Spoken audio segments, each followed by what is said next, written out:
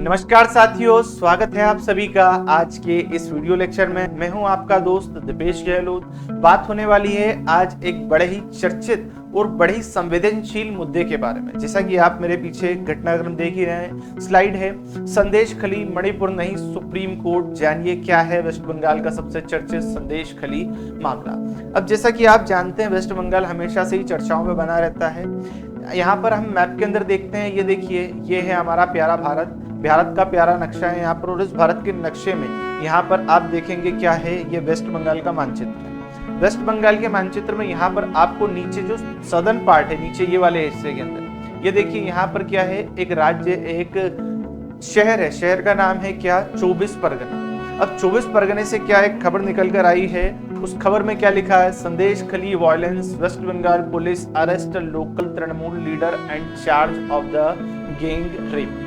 अब यहाँ पर इस मामले की मैं थोड़ी सी आपके सामने रूपरेखा बना देता हूँ। रूपरेखा ये है कि वेस्ट बंगाल में 24 परगना इलाके में कुछ महिलाओं के ग्रुप द्वारा लाठी डंडा, जो भी उनके पास लोकल हथियार थे, उन हथियारों को लेकर उन्होंने एक व्यक्ति के पोल्ट्री फार्म के अंदर आग लगा दी। पोल्ट्री फार्म में आग क्यों लगाई है, इसके पीछे के कारणों की चर्चा हम आगे करेंगे वीडियो के अंदर। साथ ही साथ महिलाओं द्वारा उसके ऊपर बड़े ही संदिग्ध आरोप लगाए कि इसने क्या कर रखा है, वहां की महिलाओं के साथ दुष्कर्म करता है, इसके सहयोगी वहां पर मारपीट करते हैं, घरों पर कब्जा करते हैं। इस प्रकार का मामला यहाँ पर देखने को मिला। तो ये जैसा कि आप मेरे पीछे स्लाइड देख ही चुके हैं। साथ ही साथ जो दूसरी न्यूज है, अलग अलग मीडिया हैंडल्स ने कवर कर रखी है। क्या Sandeshkhali now, what is it, how did it start, आगे दे रखी है क्या,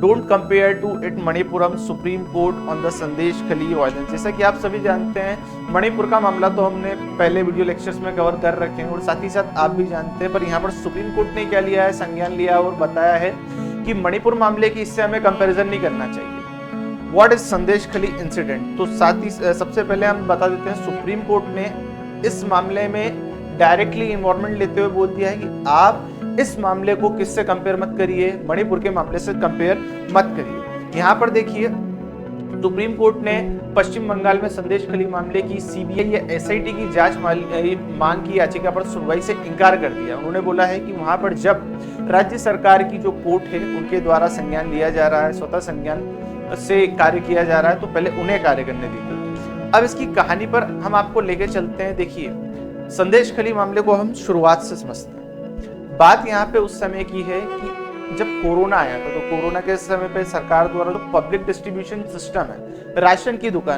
दुकानों के माध्यम से लगभग 80 करोड़ भारतीयों को खाद्यान्न की आपूर्ति कराई गई थी अलग अलग राज्यों में। अब यहाँ पर उस समय क्या हुआ कि जो तृणमूल सत्तारूढ़ पार्टी है, जो तृणमूल कांग्रेस के उस समय के जो मंत्री हैं, उन मंत्री पर आरोप लगाया जाता है कि उन्होंने पब्लिक डिस्ट्रीब्यूशन सिस्टम के अंदर आए खाद्यान्न पदार्थों को क्या करा है, मार्केट में उतार दिया। मतलब आए तो वो लोगों को सस्ते दामों पर बेचने के लिए लाए गए थे, पर बाद में उसे क्या कर दिया, जनरल पब्लिक को जो रेगुलर मार्केट होता है उसके अंदर अपने सहयोगियों द्वारा उतार दिया। अब इसके अंदर एक प्रमुख व्यक्ति है जिसका नाम क्या है, शाहजहां शेख। अब ऑब्वियसली सीधी सी बात है, जब मंत्री है तो मंत्री तो खुद अपना काम ये करेगा नहीं, वो सारे काम अपने चेले चपाटों से कराते। तो उनका एक सहयोगी जिसका नाम क्या है, शाहजहां शेख के ऊपर आरोप है कि इसी के माध्यम से क्या करा गया था, उस खाद्यान्न पदार्थों को कहां पर रेगुलर मार्केट में उतारा गया था, हमारे जो नियमित बाजार है उसके अंदर उसे काला बाजारी के थ्रू बेच दिया गया था। अब जब इनके ऊपर ये आरोप लगे तो हमारे जो ईडी है, एनफोर्समेंट डायरेक्टरी, उनके द्वारा इसके ऊपर क्या करी गई, संज्ञान लिया गया और जांच करी गई। तो जांच में पाए जाने पर इसके ऊपर के 2 लेयर के अधिकारी है, जो बोले तो उस समय के मंत्री और उनका एक बड़ा सहयोगी, उसको तो वहां पर क्या कर लिया, अरेस्ट कर लिया। पर ये जो क्या है, शाहजहां शेख को जब अरेस्ट करने के लिए ईडी के जो लोग गए थे वहां पर, इसके 24 परगना वाले इलाके में, तो वहां पर क्या हुआ है, लगभग 5 जनवरी के दिन संदेश खली के अंदर ईडी के लोग और साथ ही साथ वहां पर हमारे जो सीआरपीएफ के जवान वो सब गए थे इनको क्या करने, पकड़ने। मोबाइल की लोकेशन बता रही है, ओवरऑल सारी ट्रैकिंग के अकॉर्डिंग ये व्यक्ति बैठा है घर में। जब ये लोग उसे पकड़ने गए तो उस एरिया के आसपास लगभग 1000 लोगों की भीड़ों ने क्या कर दिया, हमला कर दिया और एनफोर्समेंट डायरेक्टरी ईडी के लोगों को मारपीट के भगा दिया। साथ ही साथ हमारे जो सीआरपीएफ के जवान हैं उनके साथ भी बदसलूकी करी गई। इस प्रकार देखिए कारों के कांचों को फोड़ा गया, लोगों के बीच झड़प हुई। साथ ही साथ मतलब बहुत ये असामाजिक माहौल उस समय वहां पर बनाया गया। ये जो शाहजहां शेख के समर्थक जितने भी लोग हैं उन सभी के द्वारा। एक राज्य के लिहाजे से अगर देखा जाए तो एक राज्य के अंदर जब सेंट्रल लेवल की कोई अथॉरिटी आती है, सेंट्रल लेवल से अगर कोई जांच बैठती है, तो राज्य को, सरकार को पूरा उसके अंदर सहयोग करना चाहिए। उस समय अब ये गंभीर आरोप लगाए जा रहे हैं कि अगर इस प्रकार के होने की संभावना थी, इस प्रकार के विवाद होने की संभावना थी, तो राज्य सरकार की पुलिसें क्या कर रही थी। अब यहाँ पर राज्य सरकार के ऊपर सीधा यहाँ पर सवाल उठाया जा रहा है। आप यहाँ पे देखिए ये जो व्यक्ति है ये क्या है, शाहजहां शेख है, जिसे अरेस्ट करने के लिए एनफोर्समेंट डायरेक्टरेट के लोग और सीआरपीएफ के लोग क्या करे गए थे, वहां पर गए थे। आगे देखेंगे हम तो आगे हमारी कहानी क्या है, आगे और बढ़ेंगे तो ये जो वहां के गवर्नर है, west Bengal governor meet the injured ED officer who are attacked under duty at hospital. मतलब जो भी लोग वहां पर उस समय घायल हुए थे, घायल होने वाले व्यक्तियों से वहां के गवर्नर ने क्या करी, मुलाकात करी और सारी की सारी व्यवस्था को संभाला। एक बार क्या है राशन घोटाला मामला, उसको भी देख लेते हैं। लॉकडाउन 19 के दौरान राज्य में सार्वजनिक वितरण प्रणाली में अनियमितता हुई थी। उस अनियमितता के अंदर क्या करा गया था, जिस व्यक्ति के ऊपर आरोप लगाया था वो व्यक्ति का नाम क्या है, ज्योति प्रिय मलिक, और उसके करीबी बिजनेसमैन है बकीबुर रहमान। इन दोनों को तो क्या कर लिया है, ईडी के व्यक्तियों ने अरेस्ट कर लिया है। पर जैसी अरेस्ट करने शाहजहां शेख को गई तो इस प्रकार का विवाद हमारे सामने देखने को मिला है। ठीक है, यहां पर जो पश्चिम बंगाल की जो स्पोक्स पर्सन है, पश्चिम बंगाल की जो सरकार है, उनके स्पोक्स पर्सन द्वारा ये जवाब दिया गया है कि ये तो क्या है 2024 का इलेक्शन आने वाला है, इसलिए जो यहाँ पर पश्चिम बंगाल के अंदर बीजेपी के द्वारा क्या करे जा रहे हैं, एपिसोड्स चलाए जा रहे हैं। एपिसोड्स का मतलब है तरह तरीके से हमारे ऊपर टारगेट करते हैं और ये बताना चाहते हैं कि पश्चिम बंगाल अनियमितताओं से घिरा है, उसके अंदर जो जंगल राज चल रहा है। पर ऐसी कोई भी स्थिति यहाँ पर नहीं है, पूरी तरीके से शासन व्यवस्था कंट्रोल में। मतलब ओवरऑल जो भी चीजें हो रही है उसे डिनाई कर रहे हैं कि यहाँ पे तो ऐसा कुछ हुआ ही नहीं है।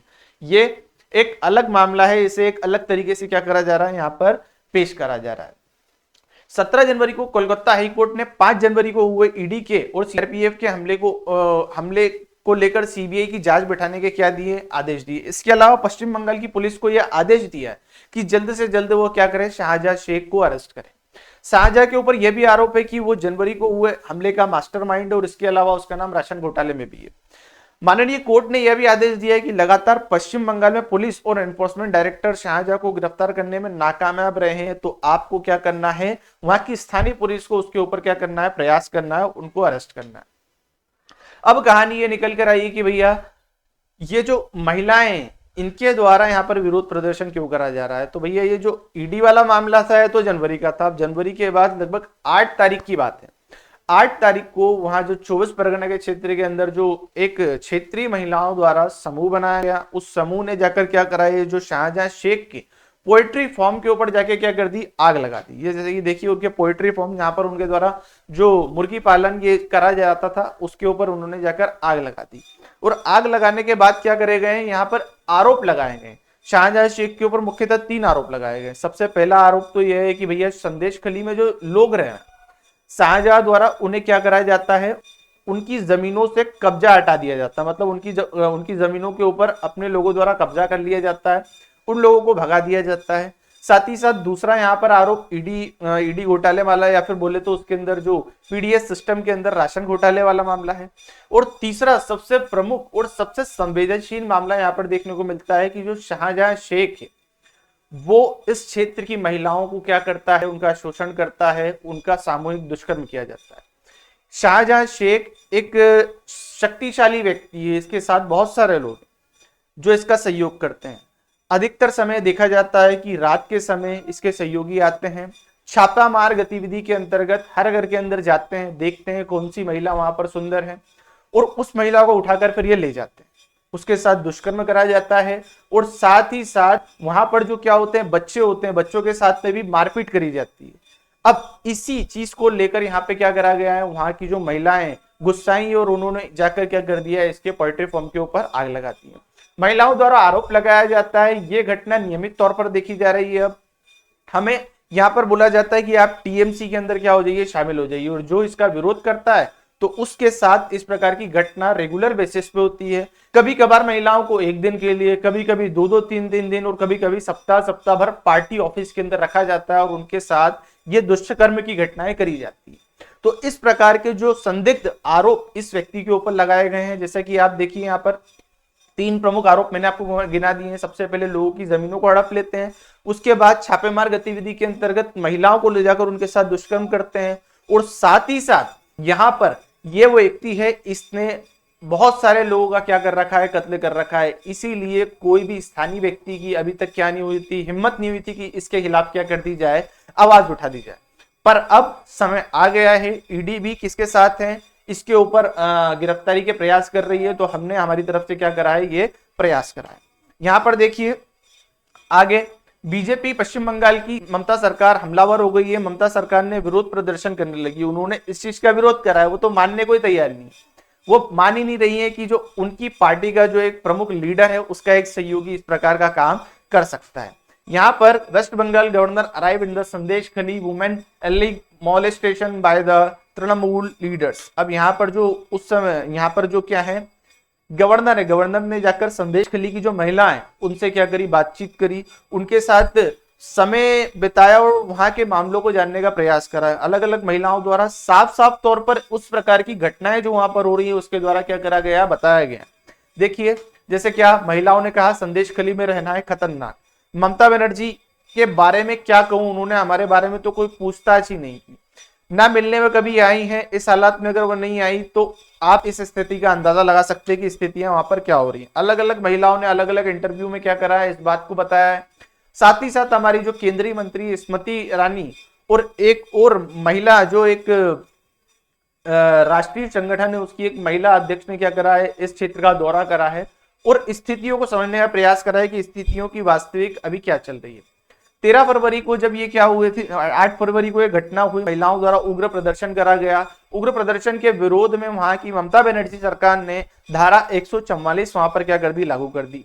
धारा 144 लागू करने के बाद में वहां पर जो विद्रोह हो रहे थे उस विद्रोह को दबाने का प्रयास करा। साथ ही साथ वहां पर कलकत्ता हाईकोर्ट ने इस उग्र विरोध के प्रदर्शन में जो धारा 144 लगाई गई थी उसको अपनी तरफ से क्या कर दिया, हटा दिया। बाद में 14 फरवरी को वापस से यहां पर जो तृणमूल कांग्रेस है उसने क्या कर दी, धारा 144 लागू कर दी है। धारा 144 का मतलब हम सभी जानते हैं कि किसी भी प्रकार की परिस्थिति में हमें ग्रुप में नहीं रहना है। 3 से 4 या 5 लोगों का जो भी ग्रुप मार्केट में निकलता है, इस प्रकार की ग्रुपिंग एक्टिविटी हमें नहीं करना है, इसका यहाँ पर विरोध करा जाता है। Calcutta high court take the suo motu cognizance of allegation sexual assault of the women and the geo point in the Sandeshkhali. मतलब यहाँ पर कलकत्ता हाईकोर्ट ने भी क्या कर लिया है, मामले को स्वतः संज्ञान में ले लिया। सोलो मोटो का मतलब होता है जब यहाँ पर हमारी जो केंद्र सरकार के या बोले तो सुप्रीम कोर्ट, हाई कोर्ट द्वारा स्वतः अपनी मर्जी से जो क्षेत्र विशेष के अंदर चल रहे किसी मुद्दे को अपने पास जांच के लिए बुला लेना, उसको सोलो मोटो कहा जाता है। तो सोलो मोटो में कलकत्ता हाईकोर्ट ने संदेश खली मामले को अपनी तरफ बुला लिया है, अपने पास ला लिया। आगे देखिए, आगे ये जो घटना हुई है कोर्ट ने इसके ऊपर क्या करेंगे, अपने विचार प्रस्तुत करेंगे। जो भी हुआ है ये गलत हुआ है, इसके पीछे क्या है, हमें लगातार जो भी घटनाक्रम है उसको समझने का प्रयास करना चाहिए। ये जो व्यक्ति हैं जो संदेश खली में महिलाओं की तरफ से प्रयास कर रहे हैं, अलक आलोक श्रीवास्तव, माई PIL seeking justice for the संदेश खली victim will be heard by the honourable supreme court on the Monday 19 Feb। Supreme court के अंदर मामला पहुंच चुका है और इनकी जो PLI उसके अंदर इन्होंने क्या करा है, कुछ आरोप लगाए और साथ ही साथ इस बात की भी गुहार लगाई है कि ये जो मामले की सुनवाई है ये कलकत्ता हाईकोर्ट में नहीं होना चाहिए। कलकत्ता हाईकोर्ट के बाहर इसे स्वतः संज्ञान के मामले में सुप्रीम कोर्ट के द्वारा इसको सुना जाना चाहिए। अब देखते हैं यहाँ पर क्या डिसीजन आता है। ममता बनर्जी की सरकार ने ममता बनर्जी से जब इसके बारे में पूछा गया कि मैडम आप बताइए आप क्या चाहती हैं, तो ममता बनर्जी ने तो साफ साफ ये कह दिया है कि भैया 2024 का इलेक्शन आने वाला है और ये जो बीजेपी है, बीजेपी प्रोपेगेंडा फैला रही है, अपनी तरफ से क्या कर रही है, महिलाओं को प्रोवोक कर रही है कि आप कुछ इस प्रकार से वातावरण क्रिएट करिए कि क्या करिए, तृणमूल कांग्रेस को यहाँ पर जो चुनाव में नुकसान हो उसकी एक जो नेगेटिव छवि यहाँ पर उपस्थित हो। तो ममता बनर्जी तो बोल रही है हमारे यहाँ का वातावरण बिल्कुल शुद्ध है, ऐसी किसी प्रकार की कोई भी घटना संदेश खली के अंदर नहीं हुई है। अगर इस प्रकार का कुछ होता था तो आपको पुलिस के अंदर क्या करनी थी, कंप्लेन करनी थी। साथ ही साथ महिलाओं की तरफ से इसमें जवाब आया कि भैया राज्य आपका, शासन आपका, पुलिस व्यवस्था आपकी और गुंडा भी आपका। तो हम पुलिस के पास जाते तो कुछ होता तो नहीं, रजिस्टर होती कंप्लेन और आपके वही लोग वापस से हमारे पास आ जाते, मारपीट करते, हमें वापस से उठा के ले जाते हो, बोलते वापस लो पीएलआई, अपनी जो भी कंप्लेन करी उस कंप्लेन को वापस लो। तो ओवरऑल ममता बनर्जी बोल रही हैं कि ये जो हुआ है कुछ भी मतलब गलत नहीं चल रहा है, मामले मार्केट पूरा पूरा ठीक ठाक है। ये तो बीजेपी का क्या है, एक प्रोपोगंडा है जो समय समय पर बीजेपी यहाँ पर क्या करती है, करती रहती है। अब यहाँ पर कहानी का अगला क्या होता है, जैसे कि मैंने आपको बताया था, जो ममता बनर्जी के साथ एनसीडब्ल्यू की जो चीफ हैं वो भी क्या करिए यहाँ पर एक बार विजिट के लिए आ चुकी हैं। उन्होंने भी अपनी क्या करिए, अपनी तरफ से पूरे के पूरे प्रयास करें कि इस मामले को नेशनल लेवल पे उठाया जाए और महिलाओं को यहाँ पर जो न्याय दिलाने का प्रयास किया जाए। तो देखते हैं अब आगे की घटना क्या निकल कर आती है। वैसे अगर देखा जाए तो एक राज्य, अगर आप सही हैं, अगर आपको लगता है कि आपके क्षेत्र विशेष में किसी व्यक्ति द्वारा ये प्रयास नहीं करे गए, तो आपको एक नेशनल लेवल की जो कमेटी है स्वतः अपनी तरफ से बिठानी चाहिए। जो राष्ट्रीय जांच एजेंसी है, सीबीआई, एसआईटी और साथ ही साथ ईडी, आपको इनका पूरा सहयोग करना चाहिए। अगर किसी प्रकार की कोई नेशनल लेवल की कमेटी आपके पास आती है और इस प्रकार का बर्ताव उसके साथ करा जाता है, तो हम जो कोऑपरेटिव फेडरलिज्म की बात करते हैं, संघवाद की बात करते हैं, केंद्र और राज्य सरकार के संबंधों की बात करते हैं, तो वो निहायत ही यहाँ पर दूषित होने जैसा लगता है। तो आपका क्या विचार है इस पूरे मामले के बारे में, कमेंट करके बताइएगा। ये पूरा घटनाक्रम एक कहानी के तौर पर मैंने आपको क्या कर दिया है, सुना दिया है। इससे संबंधित जो भी क्या आएगा, अपडेट आएगा, उस अपडेट की चर्चा हम आने वाले वीडियो लेक्चर्स में करते रहेंगे। तो मिलते हैं किसी अन्य वीडियो लेक्चर में, तब तक के लिए धन्यवाद। जय हिंद, जय भारत।